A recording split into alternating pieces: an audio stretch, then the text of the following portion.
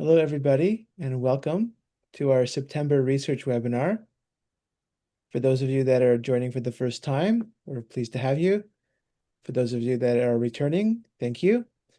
This is a webinar brought to you by the Canadian Coalition for Homeopathy, and we're very curious to know where you're tuning in from tonight. So if you'd like to put your location, please do in the chat. And just a few words before we begin tonight's presentation with Dr. Iris Bell about the coalition and what it is that we do. So the Canadian Coalition for Homeopathy launched in April of 2022, and the mission of the coalition is to bring together patient associations, homeopathic practitioners, researchers, and industry stakeholders who wish to promote homeopathy in Canada and preserve the freedom of choice in medicine. The aims of the coalition are to educate the public on the many benefits of homeopathy, hence the initiative behind this research webinar series, to debunk false information about homeopathy, to dive into the research supporting the efficacy of homeopathy, and to defend and promote access to homeopathic medicines in Canada. And we have already had many research webinars this year, and we have a few more coming up. So if you'd like to find out more about our offerings, then please visit our website, join our newsletter, visit our social media pages where you can find more information about all of our upcoming presentations. And here's our YouTube page where you can view all of our previous webinars. These are just some of them that are available. All of the webinars are publicly available. So if you enjoy them, please do share. Spread the good news about homeopathic research. And just a quick thank you to the Remedies app, which is one of our sponsors that has allowed for this series to take place. And Remedies app is a app for home prescribers of homeopathic remedies, homeopathic medicines. And so if you're looking for a tool to help you in your study and practice of home prescribing, then please do check out the app.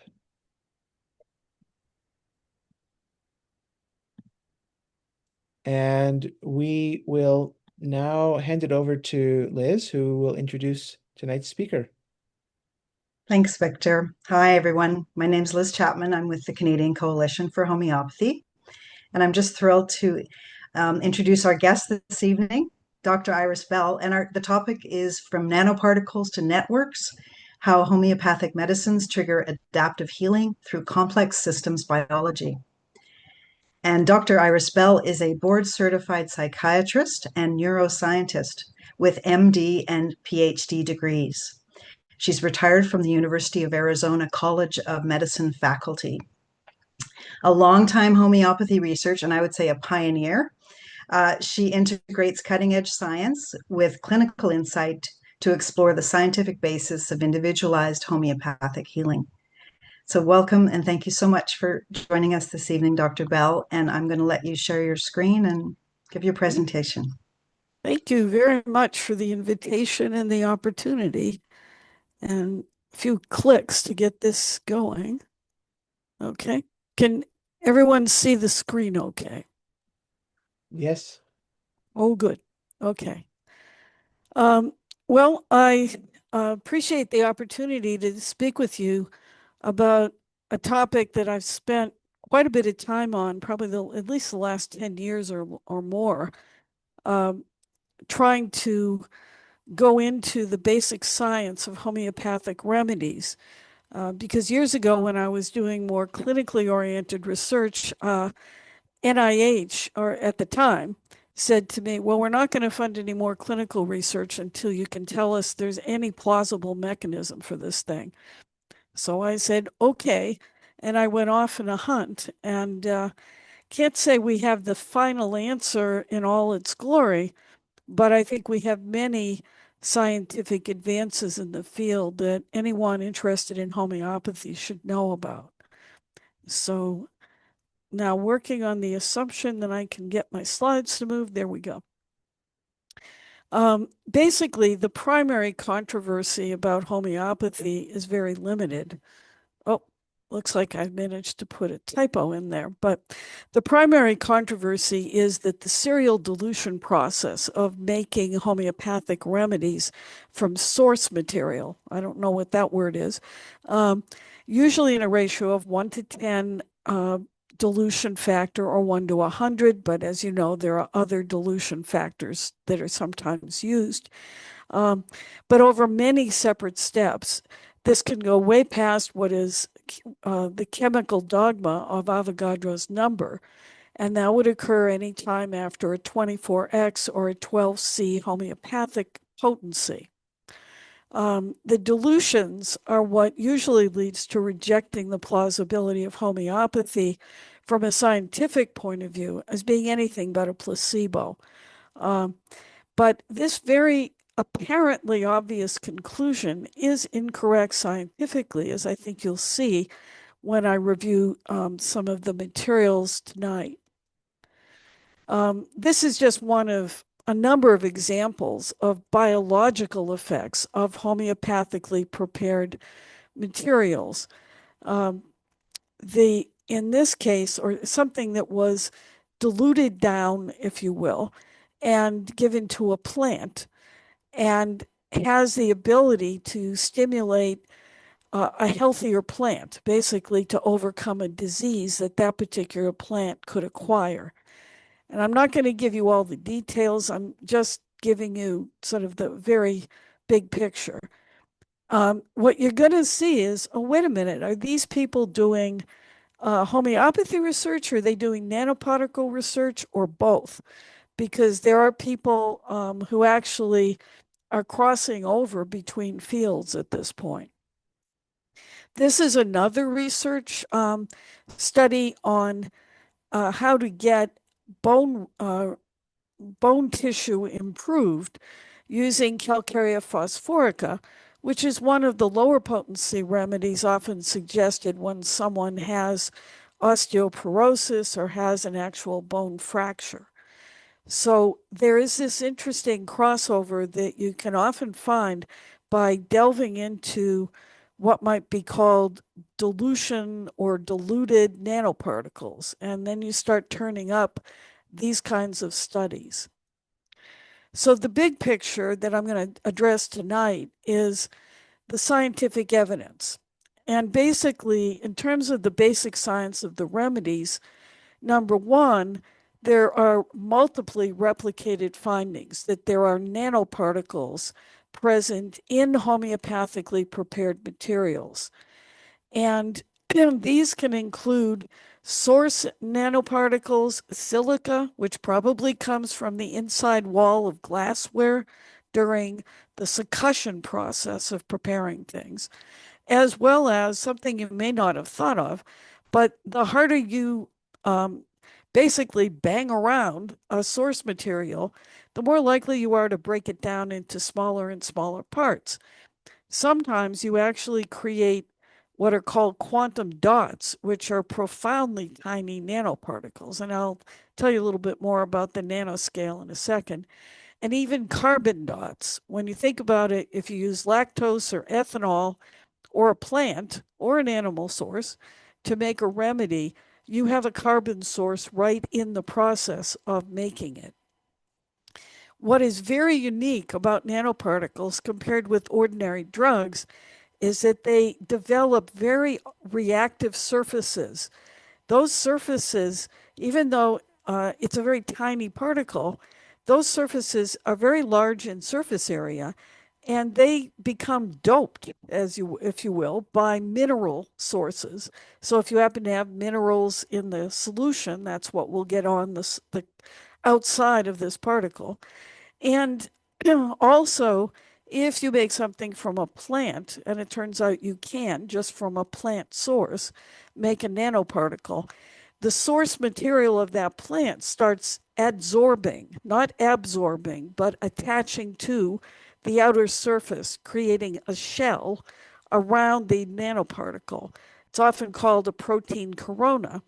It turns out, as I'll address in a little while, that this protein corona also forms on contact with bodily fluids in people and animals. And so you have the process of manufacturing that leads to individualization of the nanoparticle, particularly as a source material or as a part of the source material at the time it's made. And then it gets an individual biological identity from contact with the biological fluids of the recipient.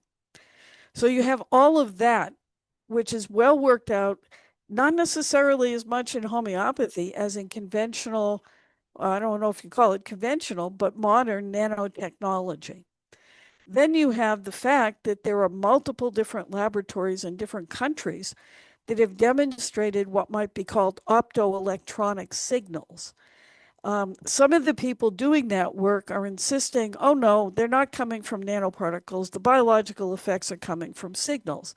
Well, the reality is that these nanoparticles are quite capable of emitting electromagnetic signals and optical kinds of phenomena because of the nature of a nanoparticle, which is very tiny and which confines electrons and sometimes actually causes things like photons to be released when the electrons are moving around.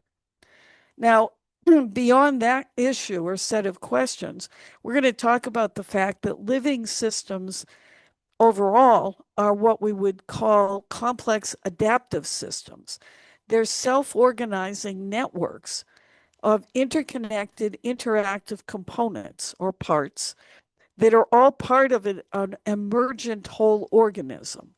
As they interact with one another, they produce the behavior of the organism and they are influenced by the organism itself. These endogenous networks are very capable of responding to a homeopathic signal using their own internal cell signaling networks that move across the whole network of the body. And that leads to the adaptive changes that you see in a patient who receives a simillimum remedy.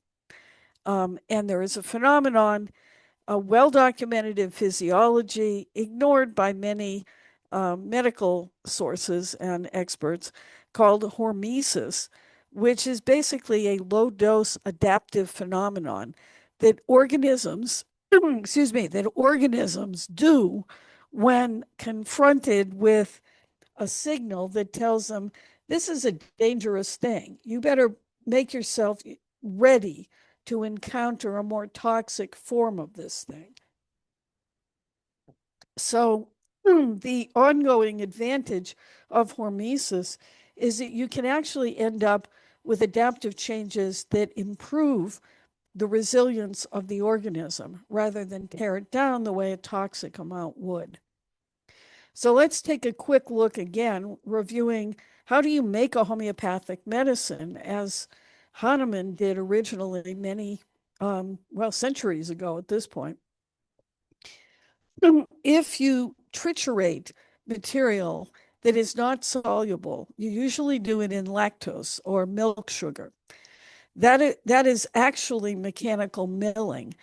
And it turns out that that is one of the modern ways you make nanoparticles, period. It's not up for debate. Then, excuse me, there is the ethanolic tincture that you would put something like plant material into to make the mother tincture. But you do serial dilution steps after that. It turns out that plants are very likely to generate nanoparticles on contact with anything that's a precursor of a nanoparticle, including a metal or including silica. So here you are with two different ways you could get to the point of having some source nanoparticles there. Then you have the fact that you're banging this stuff around when you agitate it with succussion. And that is another mechanical way, just as trituration is, to break down nanoparticles, particles, larger particles, and smaller ones called nanoparticles into smaller and smaller forms. So think about this whole process as a way of changing the form and the properties of the material. So this is a summary one of many you can find in many articles that don't know anything about homeopathy. They're just saying, here's how we make nanoparticles these days. And you can see that there is mechanical milling and mechanical grinding as techniques that are used by taking the original material, which is called the bulk source, the bulk material, and grinding it up. If you keep grinding it far enough, you get it down to the nanoparticle size. Separate from that, there are all these chemical methods for making nanoparticles. And lo and behold, these technologists have just discovered this can be toxic if you want to use these in medical applications. And so they're gravitating more towards biological methods for making nanoparticles. Well, what did they use? They use various plants. And if you look in the literature far enough, you're going to find plants that we are very familiar with in homeopathy, like gelsemium, being used to make nanoparticles. These are articles published throughout the nanotechnology literature. It's also true that lactose and other sugars, all by themselves, when in solution, can generate nanoparticles. A lot of biological materials actually can do that. Some of it is they use themselves as the template to make the nanoparticle in their own image, if you will. So what do we know about homeopathic remedies? Well, the first report that people recognize came out of India in a nanotechnology laboratory in 2010. And they studied several different metal remedies.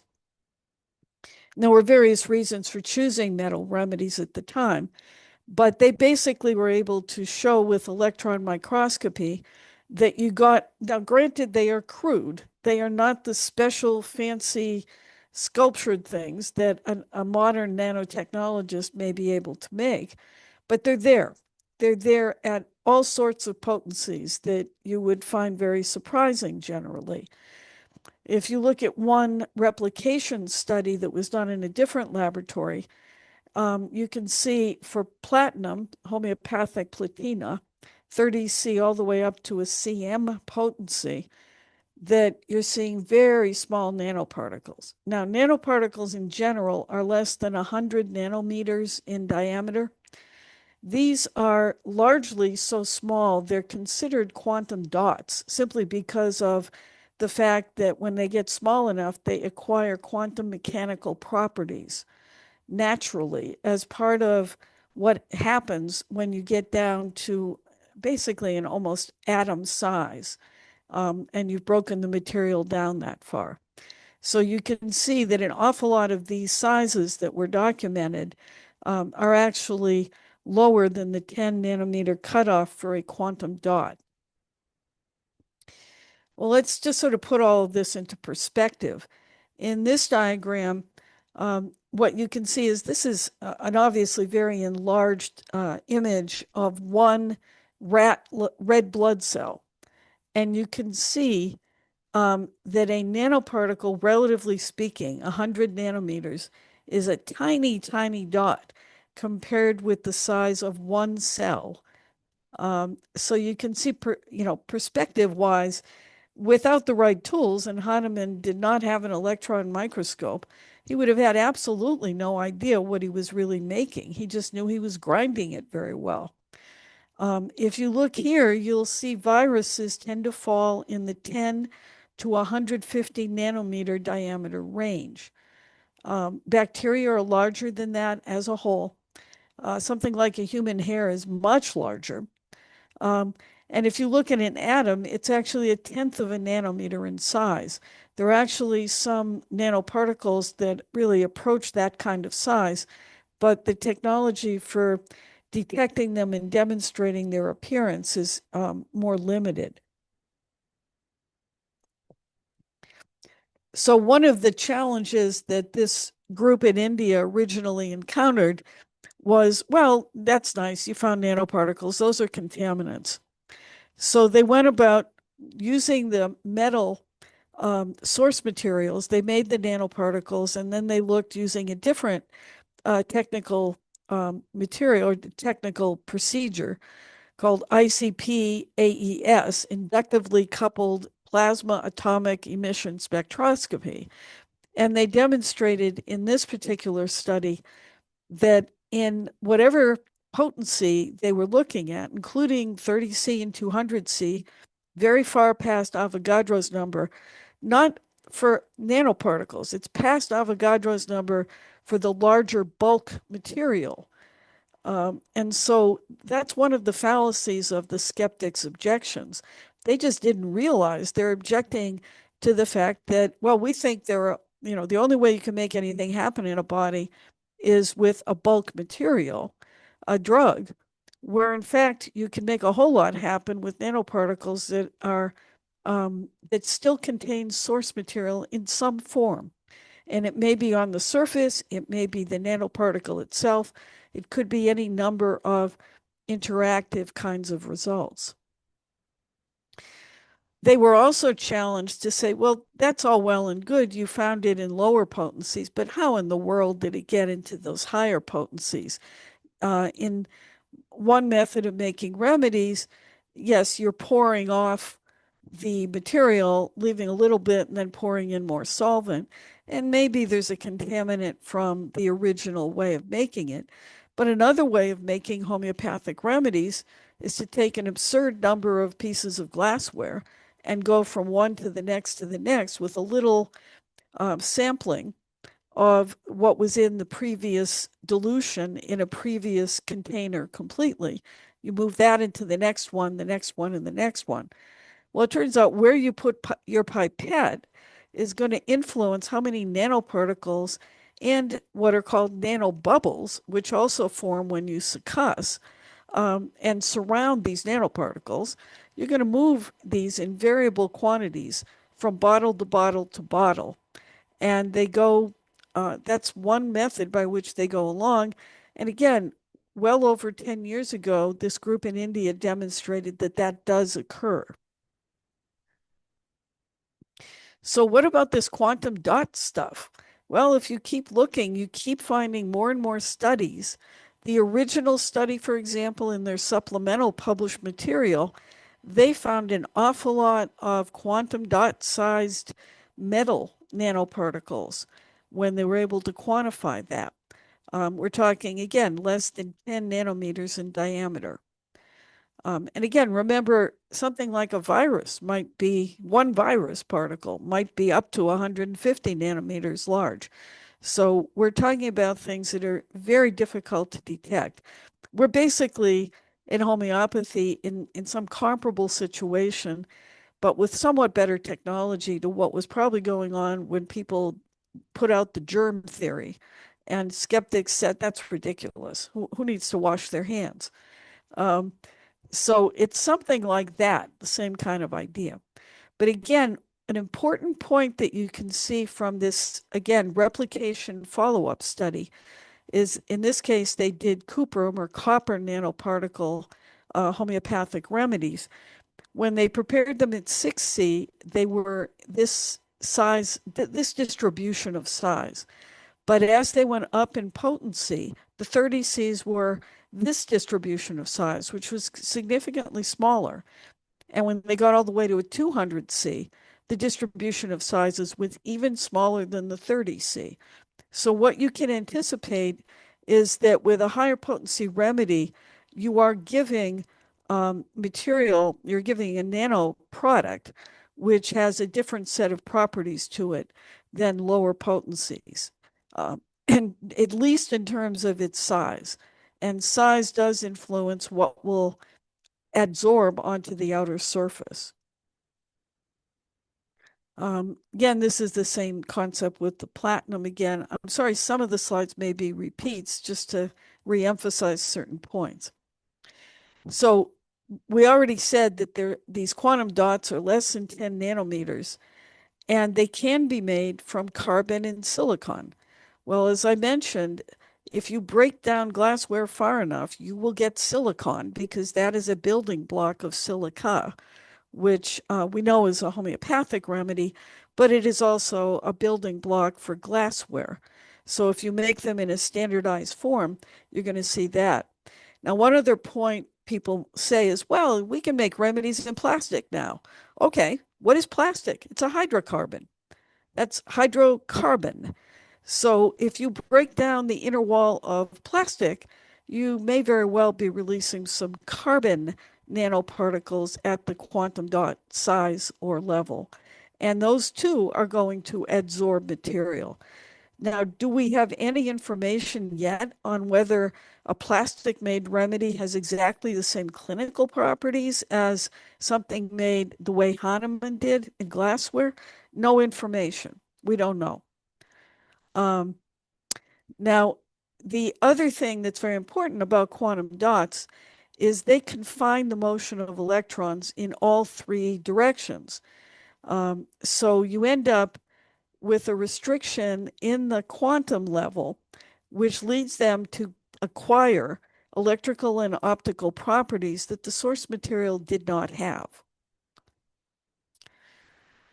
So, for example, this more recent work, and there's other work as well, but in this case, this was, I don't believe they were homeopathic researchers. They were just looking at silica nanoparticles because silica is an enormous building block of plants. It tended to show that you can break down even agricultural waste products and plants and other things and eventually make a silica nanoparticle using all sorts of biological materials that can be a kind of catalyst to create the nanoparticle. The thing is, those nanoparticles are all different from one another. When they end up being finalized, they're different shapes, they're different sizes, they have different coatings, and then they have different biological effects. The study that I just happened to mention up here, and it's in a bibliography I believe we're going to try and distribute to participants in this program. This original study was done by people doing homeopathy research, and they took several different plant remedies and then looked at also their biological properties. One of the things they saw was that depending on what plant the material had come from, the remedy did in fact have different effects even on cancer cells. And I believe this was an in vitro study, or at least it was if it was an in vivo study, it was done in animals rather than people, of course. This is the study by Das et al. In 2013. So we're talking about over a decade of published information about this kind of thing, where you get a different kind of effect depending on where you're using this homeopathic source material, that one, or even Thuya. They're all different and they all had different effects on cancer cell behavior. Now, can you make these quantum dots using the carbon quantum dots using plant extracts? Yes, you can. This is just another demonstration on another study. And I'm going back and forth just to point out to you between studies that have been done in modern nanotechnology, where these people probably have no interest and no knowledge of homeopathy. They're just doing what they do.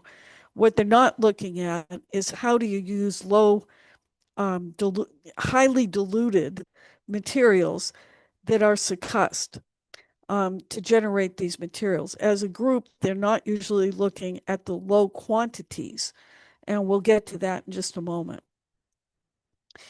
One of the other things I've been emphasizing, I wanted to point out to you, is in a study that my own group did a decade ago at this point, we demonstrated nanoparticles using a technology called nanoparticle tracking analysis. We did a little bit of electron microscopy, but mostly the nanoparticle tracking technique. And we're also able on those nanoparticles to measure the charge potentials called zeta potentials of the surface of these nanoparticles. It helps dictate how stable the material is. So if a nanoparticle has either a charge that's minus 30 millivolts or positive 30 millivolts, it tends to be a more stable particle. And the materials varied in terms of how stable they were. You can see a cutoff here, and you can see if you just succussed controls, they looked more stable than an unsuccussed ethanol control. So if you just dilute something, no, you don't even just plain get nanoparticles by diluting it. You get material that even if there are some nanoparticles in solution, they have different surface properties than the ones that you have succussed. Now, this study, to my amazement, I found a few years ago, and it turns out that they studied, well, what if you dilute things in, for them, which seemed like larger ratios of water dilution with the precursor material, they found that they could generate quantum dots faster when material was diluted. So if you're asking, well, what's the point of dilution if succussion is doing an awful lot of this to stabilize the nanoparticle, well, create it in the first place and stabilize it?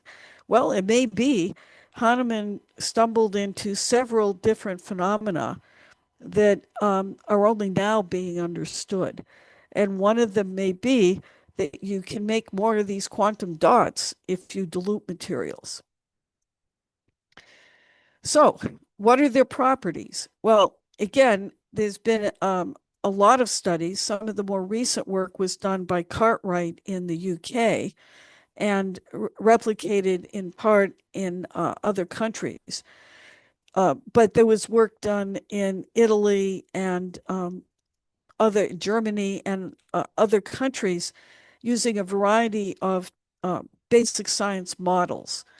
And what they basically found was there were ways to demonstrate that the conductive properties of a homeopathically prepared solution did differ from controls. For example, in the earliest work, if they added alkali or increased the pH, the acid-base balance toward a more basic balance, they released heat from a homeopathically prepared solution. And the older the solution was, the more it had been stored on a shelf, the more heat it actually released, implying that there were changes that had continued to go on when it was just sitting on the shelf.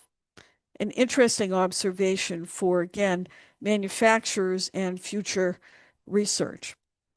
There was originally some optical research by Ray, who studied a phenomenon called thermoluminescence, where he found that compared with a controlled water solution of heavy water, D2O deuterium, that he would get greater heat release if he froze the solution, bombarded it with X-ray, and then slowly warmed it up. And he would actually get light released from that solution while it was being warmed up. So a somewhat more obscure technology, but it also demonstrated a remarkable difference in what was going on. Langer then used a somewhat different technique, looking at what they called delayed luminescence, where they found photon release even at absurdly dilute potencies around 100 M or K kinds of potencies. There was other work that I have yet to see the published paper on. It was presented at a conference years ago, but they found they were doing plant seedling development studies with homeopathic remedies, and they were using placebo-controlled packets of seedlings.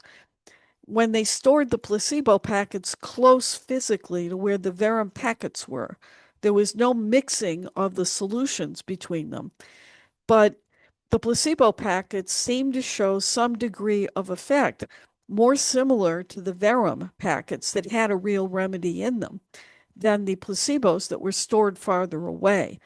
So the conclusion from that was that we are dealing with some sort of field effect, where it is some type of electromagnetic field, possibly, that can still influence controls at a distance. and so on and so forth. So we've talked about that. Cartwright used a whole unique technology with what he found in the literature called savatochromic dyes, and has done a great deal of work showing that there is a signal released from these remedies. This is one of his studies. And it shows that there was at least an immediate release or detectable measure of what was going on with arsenic amalgam at a 10M potency that gradually decayed over time. So, well, what do we do with all that? Here we are with this very complicated, very fascinating set of nanoparticles. The question is, so what? They are using nanoparticles in conventional modern medical research, but they're using them to deliver drugs more effectively to target organs and things like that. But we still have the issue that even though there are an awful lot of nanoparticles in a homeopathic solution, there really aren't that many to exert the kind of effect you might expect to see with a conventional dose. And one of the things that is true of all nanoparticles biologically is that when they encounter a body, their effects are amplified. They tend to have bigger effects that really can be observed, and they can be more toxic at very low doses. So what do you have to do if you have a toxic material? According to Hahnemann, you just keep diluting it. But then at some point, it has to encounter a living being to treat that individual, whether it's a plant, animal, or person. And what you see here is just a schematic model of what a complex adaptive system is, since that's what a living system is. We are all made up of hearts and livers and kidneys and brains and circulatory systems and body parts. Those are all if you will, the smaller parts of the system. They interact with each other. They send messages to each other. They also communicate with the larger organism. And when they do that, the behavior, for example, you as a person are not a liver. You don't behave like a liver. You behave like an emergent human being with your very complex behaviors that you can put out as a person. The information from the environment, though, is always changing. And that is part of why a living system is always adapting. If it gets hot or cold outside, if you go to altitude or you're down at seashore level, your body is making adaptive changes to cope with that. And you can see it at a more macro and at a more micro level when you look at the physiology of a living system. But in any event, what's to be emphasized here is that this is an interactive set of components, and they communicate with one another through various networks of their own. So what are the properties of these complex adaptive systems that we are? Well, first of all, they're very sensitive to initial conditions, be called state dependency. So if you start off sick, you might very well start getting well if given the proper stimulus. If you start off well, you might very well get sick. That may sound a great deal like what you might see in the overall situation here with approving in homeopathy. There is an emergence because we talked about the global whole is greater than the sum of the parts. We're not just a collection of organs sitting on a table. We are a living, changing organism that is emergent from the interaction of all these body parts. We also have a nonlinear adaptive capacity. So in the face of change, things don't occur in a completely linear manner. They're going to change non-linearly, which means you can make a small change in some part of the system, and the system itself may amplify that. The classic that you may have heard of is called the butterfly effect in this kind of complex systems thinking. The idea that if a butterfly flaps its wings in South America, there might be a snowstorm later on in Chicago. because that flap of the wings changes something very small, but it keeps on getting amplified by the larger system in which it is embedded until that effect leads to a very large and different effect in another geographic location. There is also this notion of self-organization with somewhat centralized but also decentralized control. Yes, the brain is a major control system, but it's not the only source of organization in a body.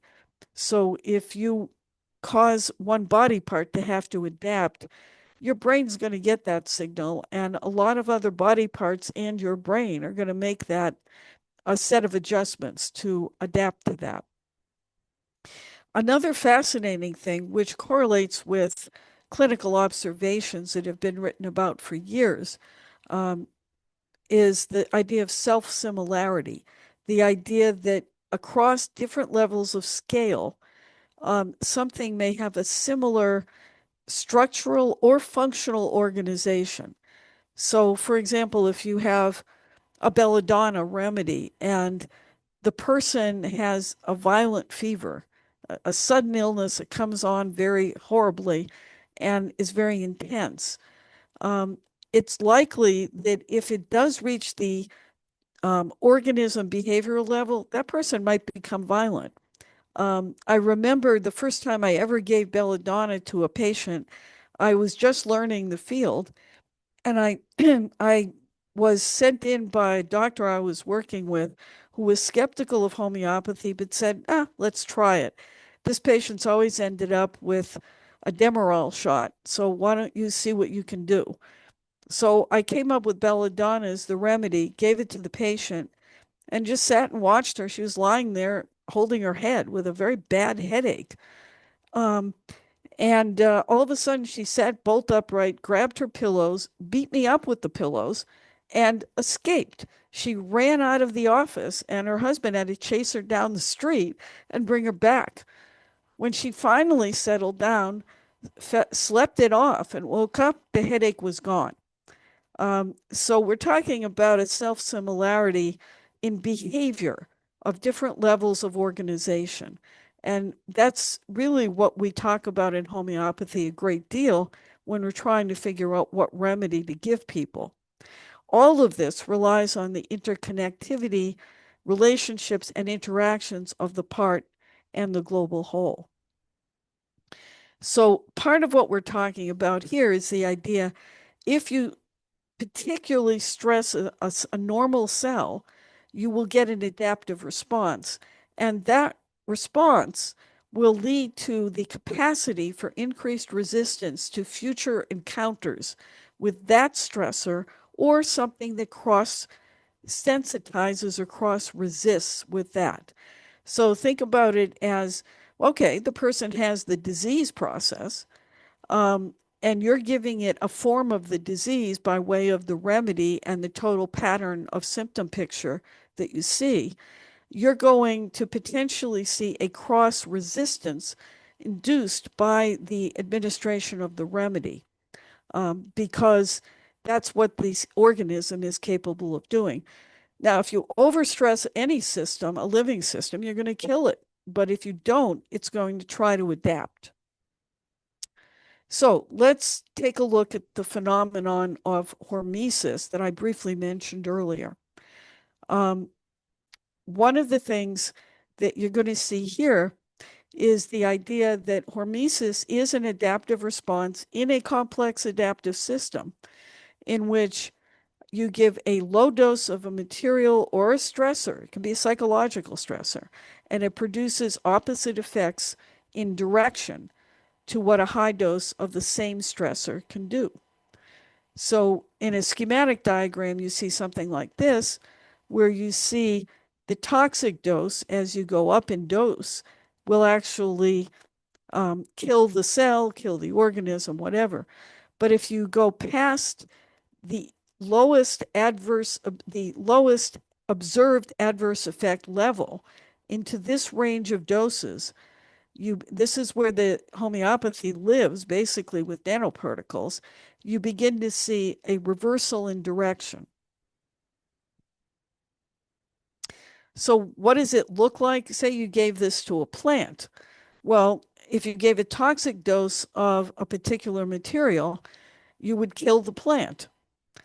But if you gave it in a low enough concentration, you would get a hormetic response and you would get growth of that plant. You would get the sustainability, the larger kind of response that the organism can do when it is making adaptive changes that are in response to a non-toxic exposure. Well, at toxic doses in a mammalian system, you see all sorts of reactions that go on. These nanoparticles trigger many, many different signaling pathways, oxidative stress pathways, detoxification pathways, et cetera, et cetera. It also affects inflammation and immune responses. And I think many of us have observed over the years that homeopathic treatments are particularly helpful when you have a disease that depends on inflammation or some type of immune response. Homeopathy is capable of inducing or modulating what that response is like. However, there are replicated studies in different systems, different laboratories, that in low doses, nanoparticles initiate hormesis and cause adaptation. So again, we're not talking about a theoretical phenomenon. We're talking about something that has been demonstrated over and over and over with nanoparticles. So what about in homeopathy? Well, the original group that found those nanoparticles in remedies took some of the same metal remedies they had previously studied with electron microscopy and tested them at different potencies and different doses with a cell assay system. And they found, indeed, that they would get opposite effects, that if they gave too much of these, they would kill the metabolic activity in the cell. If they gave a lower amount, they would get the hormetic or reversal in direction effect. Similarly, another group had even reported this before they did that study using formaldehyde, which is toxic to a particular bacterial cell that was studied in this particular investigation. And they took the dilutions up, I guess, to a 20, I can't remember if it's a 20x or a 20C, but either way, they were going more and more dilute. And what was observed in this particular study, which was fascinating, was a sinusoidal dose response curve. So even though they were in multiple, oh, I'm sorry, this was C, 1C to 20C. Even though they were going in a somewhat, well, you'd say linear, but a progressive or consecutive direction of dilution numbers, they were seeing a nonlinear pattern of change because they would see a decrease in metabolism, then an increase, then a decrease as they gradually went up in dilution effect. And so you can see there is a fair question to ask, well, why does somebody get an aggravation and then they don't another time? Well, maybe, or someone else doesn't get it at the same potency. Their system may be in a different state, and that may be part of why you see nonlinear responses and responses in different directions before the improvement occurs. So I'm going to go through in the remaining minutes we have more information about cell signaling networks, just to emphasize that these are a natural part of the body. They are not necessarily physical in the way that a snowflake has a fractal structure, but and fractals with this self-similarity feature. But the biochemical networks themselves are networks, and the cells themselves are in networks. These cells are sending messages to one another in a fascinating way. These are just giving you a sampling of some of the biochemical responses that a cell will make when it is trying to adapt to something going on in its environment, internally or externally. So I just wanted to again emphasize, we're not talking as though we're going to track down one particular mechanism, because I do not believe we're going to. I think we're going to find an extraordinary number of networks and biochemical pathways that implement the effect of a homeopathic remedy. So why would this be in the first place? Well, it turns out that the natural way that cells communicate with one another turns out to be through nanoparticle-sized biological materials that are called exosomes. They do that using nano-sized vesicles that they secrete from the outer surface of the cell that contains materials coming from inside the cell. And those actually can communicate with the cell itself. There were studies, I believe, in mice showing that if you gave a plant material for the animal to eat, you could end up with these exosome level materials from the plant that the animal had consumed, like a carrot or something like that, that would send signaling information telling the mammalian cell to do something different. So yes, there is a foundation for the cells using this whole thing to understand what's going on in its neighbor and what does it have to do to adapt to what's going on nearby, because it could see that information or that change momentarily. In disease, this can get out of whack, basically, and it can lead to dysregulation of many of these same pathways. So, for example, in inflammation and autoimmune conditions, you often see the signaling problems that have been identified in modern research, including overactive inflammation, impaired recovery from inflammation, inappropriate immune cell activation in autoimmune conditions, and changes in cytokine signaling networks. So we're talking about the natural information exchange that goes on in the body all the time, basically being out of balance. And the potential of homeopathy is to trigger a restoration of the balance. So can nanoparticles do some of that? Well, yes, they can trigger what is called the cell danger response network.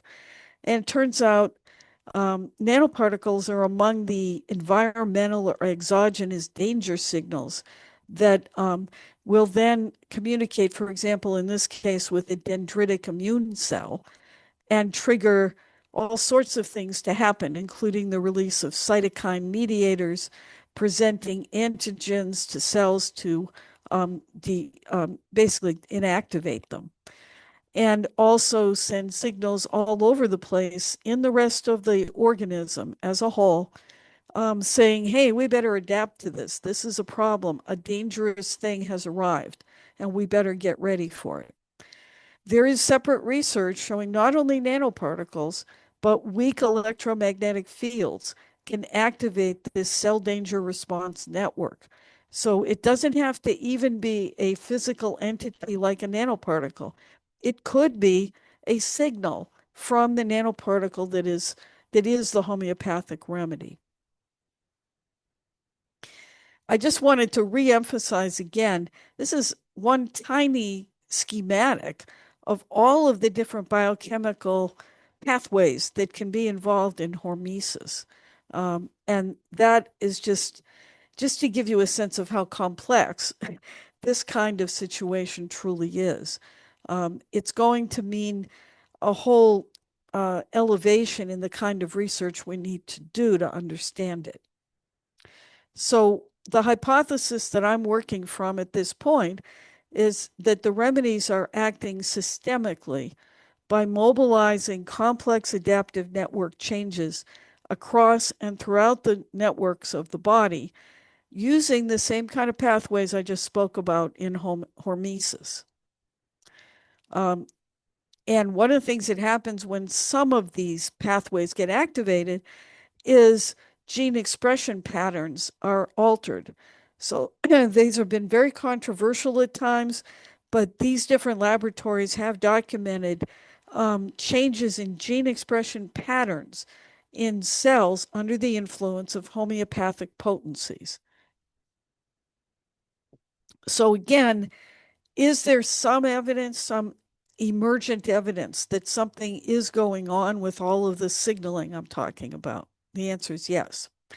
Now, finally, I want to reemphasize to you, because some skeptics are now saying, well, okay, so we found silica nanoparticles. Well, how does that make one remedy different from another? It doesn't. As I said earlier on, the materials that are in solution when a homeopathic remedy is made, a nanoparticle is created, very likely coat the outside of this nanoparticle. They change its properties. It can be called a protein corona when it comes from a living source like a plant or animal or human source. Now, I wanted to show you something else. I'm not going to go into that right now, but protein coronas change where these different nanoparticles like to go. Because again, we know there are different affinities that remedies have for different organs. Well, that may be some connection for us to pursue for future research. What I did want to emphasize here is that there was research within the last decade and more looking at people with different conditions, everything from pregnancy to health, so to speak, to various health conditions or disease conditions. The patterns of proteins that are circulating in that individual's blood are different based partly on the disease they have and their underlying state. And what happens is when those nanoparticles come in contact with that patient's blood, the nanoparticles absorb the proteins from that person's fluids, be it saliva, blood, or serum, whatever. And that creates a unique biological identity for the nanoparticle. So there you are with a nanoparticle that has its own signal that it's capable of putting out. And then the person has their disease pattern glomming onto the outside of this nanoparticle, potentially modifying what kind of signal that nanoparticle is releasing into the body. So this is, again, a hint, a clue. It's not definitive, but it says this may be one of the reasons why we can get individualized responses, and why even if you give a remedy to the same person twice, if you give a remedy to the same person twice at different times, their underlying state is different, and so their body may respond differently. It turns out also that you can, I just want to emphasize here in this slide for a moment, polystyrene nanoparticles are basically plastic or related to plastic, hydrocarbons, and there's silica nanoparticles. You can see that plastic and silica form different protein coronas with the patient's blood. So this helps reinforce the point I made earlier that what you make a remedy in will become part of the remedy. And it also turns out that different sized particles, these are silica particles, nanoparticles, if they're larger at 76 nanometers or smaller at 9.5 nanometers, and remember the 9.5 is more where the high potencies fall, you see different protein corona patterns. So that may help us understand down the road a little bit more about why, for example, the emotional state of the patient may respond better, if you will, to a higher potency. And a physical state might respond a little better to a lower potency. Again, very complex questions to study. There's no research directly going on that, but there are hints in the mainstream nanotechnology literature that we should follow up on, because they're they have their parallels with what we do in clinical practice. So, in summary, manufacturing methods make nanoparticles in homeopathy of all sizes, shapes, and capabilities. They emit optical and electromagnetic signals. These nanoparticles can carry and emit some of these signals, and biological systems do respond to electromagnetic signals that are salient to nanoparticles, and not just to ordinary drugs.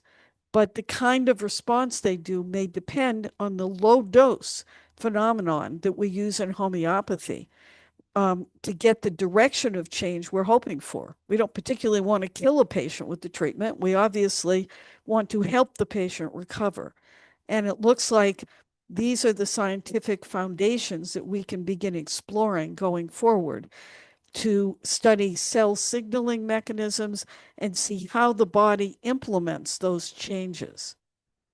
So I will stop there and take any questions if people have them at this point.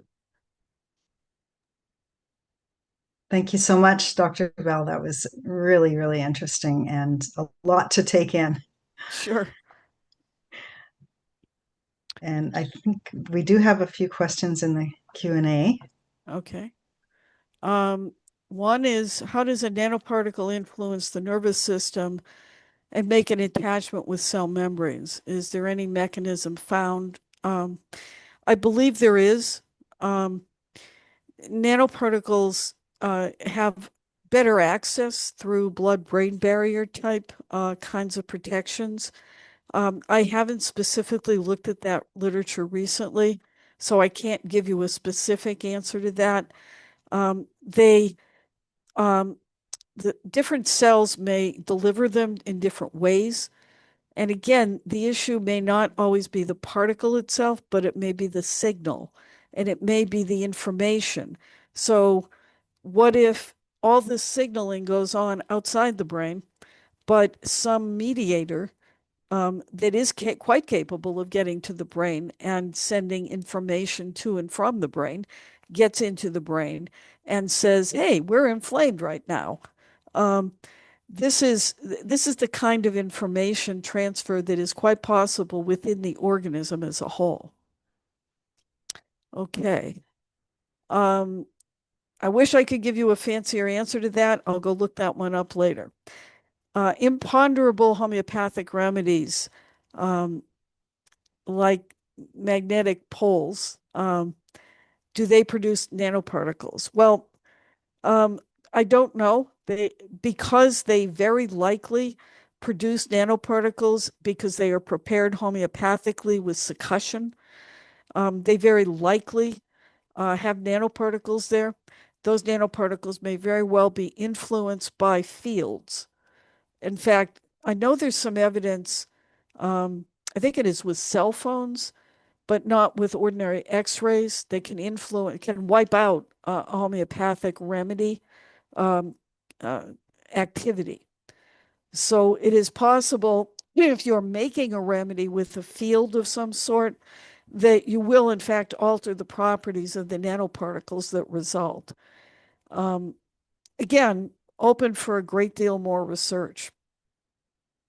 What future research could strengthen the basis or refute the claims of adaptive healing through homeopathy? Well, I think we begin with hormesis in cell systems because they're a more controllable system. And something like, for example, bacteria or plants, you can document the recovery of, for example, metabolic activity, as I showed you with the formaldehyde study. The adaptive healing process would have to be followed over time. And that process, and a lot of what we're talking about in some of these other studies, is more cross-sectional, one-time snapshots.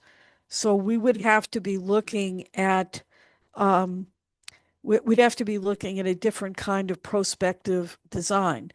In human beings, it would ultimately be can we identify anything about the dynamics of the person? We did in our laboratory do some brainwave studies when people were sniffing a homeopathic remedy or a control.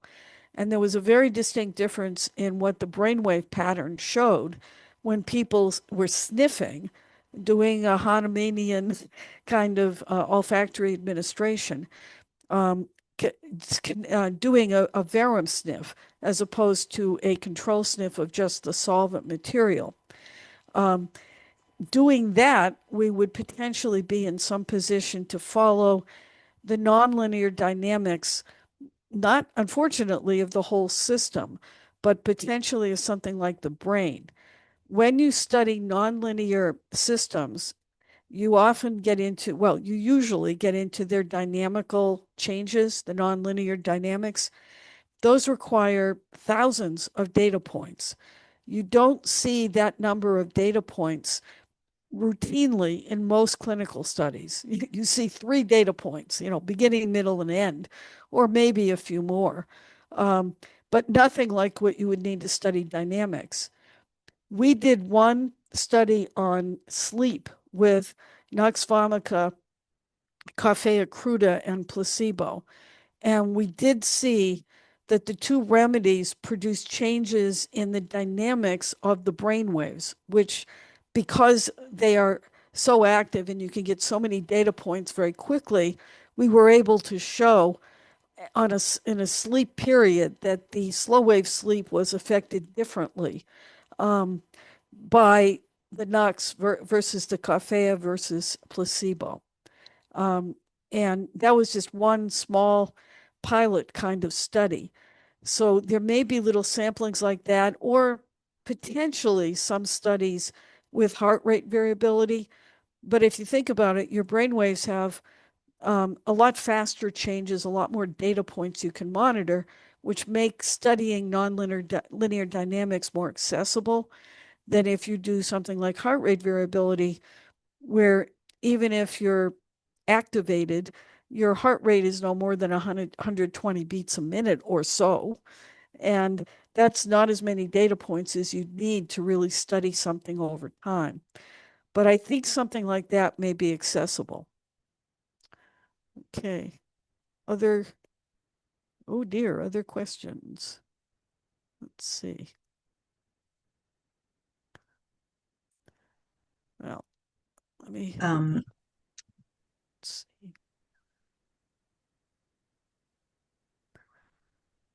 One question here, does the approach explain how K and CH potencies differ? It may help because of different ways the nanoparticles are generated, and therefore you may have different versions of nanoparticles in there with different adsorbents, different doping, that kind of thing. Are there nanoparticles in remedies prepared by radionics devices? I don't know. There probably are some fields of some sort, but I haven't studied anything about radionics to know. It seems that we're bombarded with nanoparticles and signals all the time. Yes, we are. They're at the toxic amounts and they're not salient. I think that's another very important point that I maybe didn't emphasize enough in my talk. When you give a homeopathic simillimum, you're speaking to that person's state at that moment in time. If you're bombarded with nanoparticles from the traffic exhaust at the freeway near your house, that's a whole different kind of nanoparticle, much higher quantities, and it has no salience to you as a living organism. All it's going to be is toxic for you. So, yes, there are a lot of questions around something like that, but I don't think that the bombardment with nanoparticles in cosmetics and other things is going to help us understand anything about how homeopathy triggers healing, because we're talking about quantities that are very different from hormetic, low dilution or high dilution, highly diluted materials. Um, okay. It's going into many interesting directions. What future research studies are you interested in? I've talked about a number of them during the presentation. I think there are lots of questions, and many times what I find, and I would suggest for those of you interested in pursuing research, is to look at where is the field of nanotechnology right now. Because I found when I started, some people said, "You're studying what?" And they had no interest at all in the field. But there were some people who would talk to me about nanoparticles. And for example, one person who was teaching me about nanoparticle tracking analysis said, "You have a whole bunch of gold nanoparticles." And I said, after he had told me this, I said, "I didn't have any gold nanoparticles in the samples I sent you." And he said, "Well, there's a big red shift." Well, that means the optical properties of those nanoparticles were unique and different, and they looked more to him like what he had seen with um, nanoparticles made with conventional technology made from gold. So there are little hints like that to pursue. And I've I don't have the technology, I don't have the laboratory capabilities to do that. There are people out there that are at the cutting edge of nanotechnology research that if you can get them to collaborate with you, there are some very important questions you can break things down into. When just as you're asking these questions, you can say, what's available out there? What do people know how to do right now that I might be able to use or adapt myself for homeopathy research? Anything else? Stop my share at this point. There's one question in that appeared in the Oh, chat is yes. concerned about the containers we put tinctures in. Now we are moving towards amber-based plastic bottles. Yeah. What is the best to use? Um, I don't think we know because we don't know what a remedy made in a plastic bottle and stored in a plastic bottle is going to be like compared with one in plastic. There was some research years ago that mentioned nanoparticles. I'd have to track it down.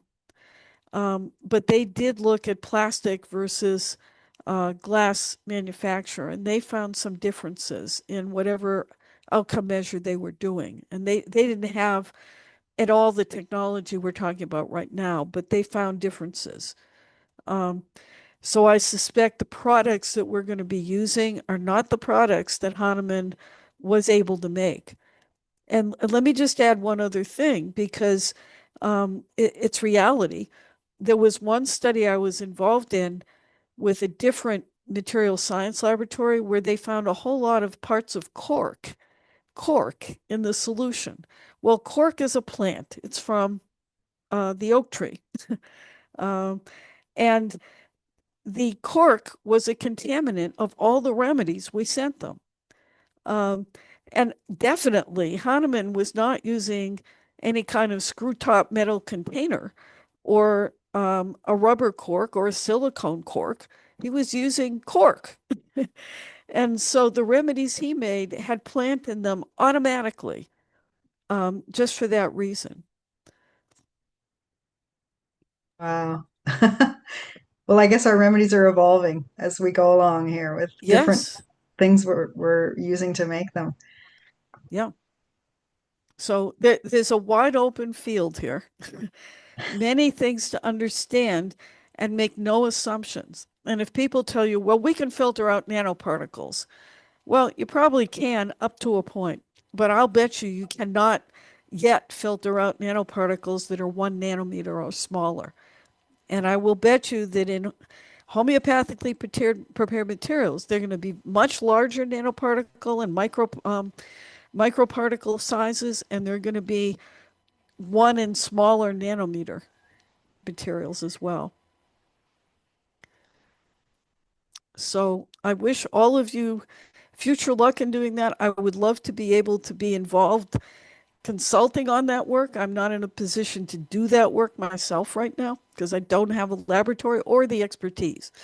But some people do, and some people are quite committed to it.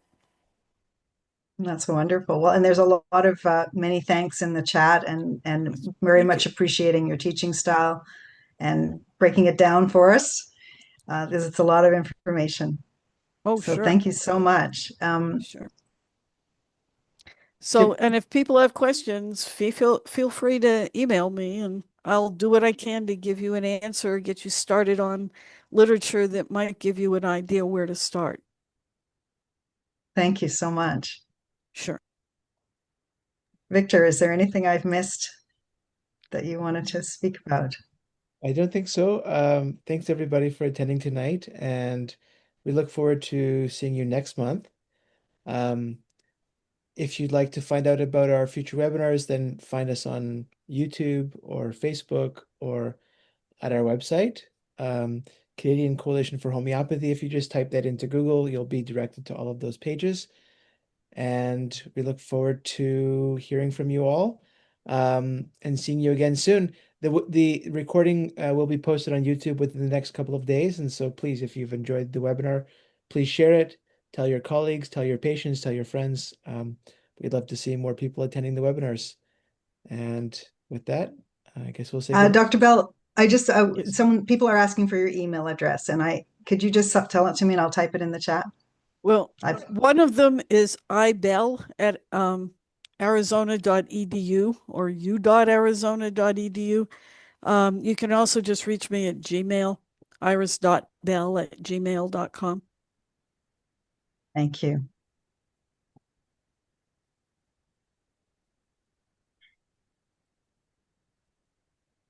And with the And sorry. I was just going to say, with the wonders of modern technology, if you don't hear from me, try again. Um,